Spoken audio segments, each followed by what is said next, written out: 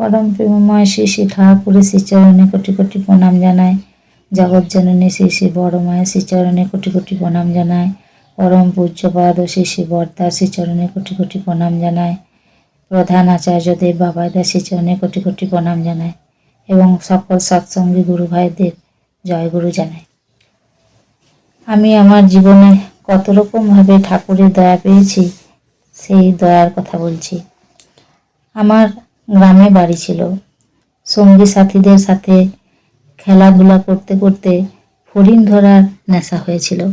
সেই কারণেই আমার মুখে বিষের মতো কি হয়েছিল, কিছুতেই ছাড়ছিল না। এমন সময় আমার এক কাকু আসেন। কাকুর আমার বাবার রাজনে দীক্ষা নিয়েছিলেন এবং কাকু দেওঘর খুবই আসা যাওয়া করতেন।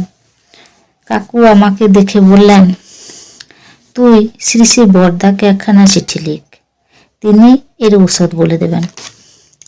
আমি বললাম, কিভাবে লিখব, আমি জানি না। কাকু বললেন, আমি বলে দিচ্ছি, তুই লিখ, নিজে হাতে লিখ।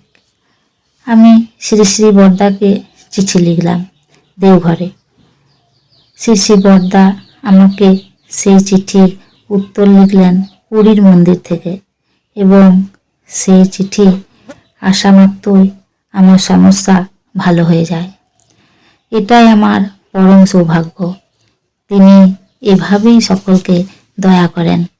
তাকে ধরে থাকলে তার দয়া অনুভব করা যায়।